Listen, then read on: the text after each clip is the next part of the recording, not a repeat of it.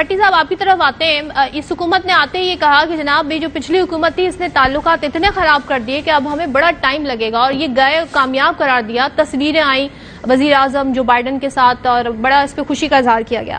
ابھی اسحاق ڈار صاحب موجود ہیں, وہ کہتے ہیں کہ وہاں پر ہم چائنا سے کوشش کر رہے ہیں کہ کسی طریقے سے قرضوں میں توسیع کی جائے. کیا امریکہ کا یہ حوالہ چین پر بھی دباؤ ہے, پاکستان پر بھی دباؤ ہے کہ جو ہماری ری شیڈیولنگ ہو رہی ہے, کیونکہ ہم نے روس پہ ایک ڈفرینٹ موقف اپنایا, کیا ہم اسے اس تناظر میں دیکھیں, کیا دیکھیں, اور اس حکومت کے لیے کتنا ٹف ہے یہ ساری صورتحال ہے؟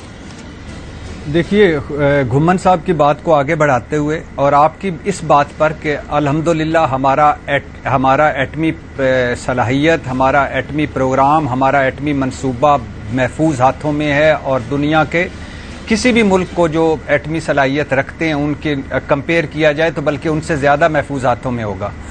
دوسری بات یہ کہ پاکستان دنیا کے خطرناک ملکوں میں سے ایک نہیں ہے.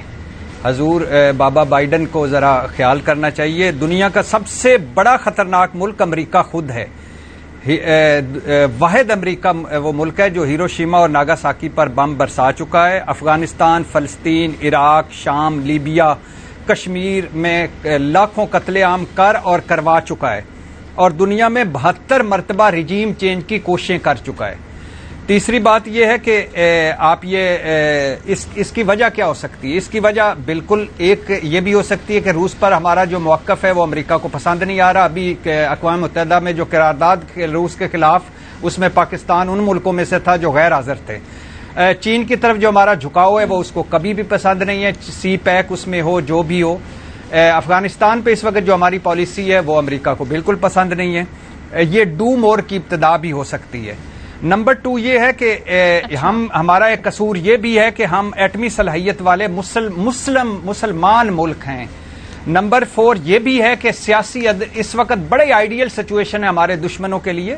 سیاسی عدم استحکام انتہا پر ہے, ملک ڈیفالٹ کے دہانے پر ہے, معاشی تباہی ہمارے دستکیں دے رہی ہے, فیٹف اور IMF کے ہم چنگل میں ہیں.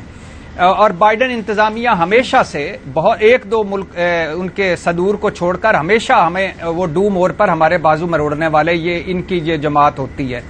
نمبر 4 یہ ہے کہ یہ کیوں ہوا, یہ ہماری سفارتکاری ناکامی بھی ہے, ایک سفارتکاروں کی ایک ناکامی بھی ہے, ہماری سفارتکاری کی ناکامی کا منہ بولتا ثبوت بھی ہے. اور پھر بھارتی, یہودی اور پاکستان دشمن جو اس وقت بہت اہم عہدوں پر ہیں امریکہ میں, برطانیہ میں, یورپ میں, اور بھارت کی جو سفارتکاری ہے وہ یہ اس کا بھی ایک نتیجہ ہو سکتا ہے. اور اس کے علاوہ یہ ہے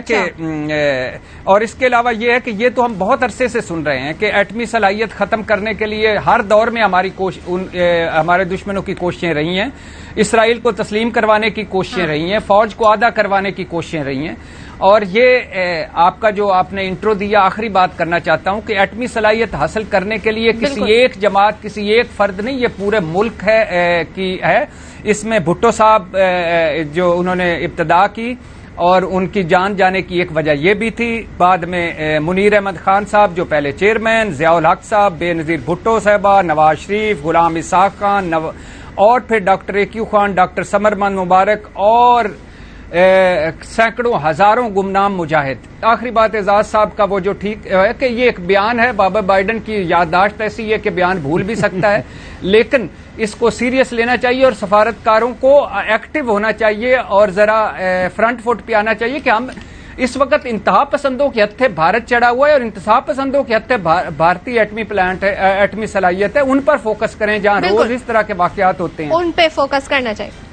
ٹھیک ہے بالکل. عامر ضیاء صاحب آپ کیسے دیکھتے ہیں, کیا اثرات دیکھ رہے ہیں؟ بلاول بھٹو تو کہتے ہیں کہ یہ ایک غیر رسمی ان آفیشیل ایک سیرمنی تھی, فنڈ ریزنگ کی سیرمنی تھی, وہ انہوں نے بیان دیا. یہ معاملہ اتنا سادہ ہے. دوسری جانب عمران خان نے بھرپور اس پہ رد عمل دیا ہے اور وزیر خارجہ کا ابھی تک ہمارے سامنے یہ اسٹیٹمنٹ ہے, تو کیا کہیے گا آپ؟ دیکھیے, پہلی بات یہ کہ ہمیں بے غم نہیں ہونا چاہیے, جیسا کہ بھی چودھری صاحب کہہ رہے تھے, ہمیں اس پہ بہت زیادہ فوکس ہونا چاہیے, کیونکہ یہ بائیڈن کا بیان جو ہے آف دا کف نہیں ہے. وہ اس طرح سے نہیں آیا کہ کوئی ہے کہ اچانک آپ یہ کہیں کہ جی ان کو خیال آیا انہوں نے یہ ایشو کر دیا. بات یہ کہ تسلسل ہے امریکی پالیسیوں کا, وہ کلنٹن کے دور میں ہو, بش کے دور میں ہو, اس تسلسل کے آپ کو منظرنامے میں دیکھنا ہوگا اس چیز کو. اس میں سب سے بڑی بات ہمیں سمجھنا چاہیے کہ اس وقت پاکستان اور امریکہ کے تعلقات میں ڈائیورجنس زیادہ ہے، کنورجنس آف انٹرسٹ بہت کم ہے. اور جب سے مطلب یہ آغاز ہوا تھا کلنٹن دور میں، اگر آپ یاد کریں کہ بھارت کو اسٹریٹجک پارٹنر بنانا ہے اور انہوں نے بنایا، اور اس کے بعد ان کے ساتھ دفاعی، نیوکلیئر، ہر سطح پہ تعلقات جو ہیں وہ بہت کلوز ہوئے اور مزید بڑھ رہے ہیں.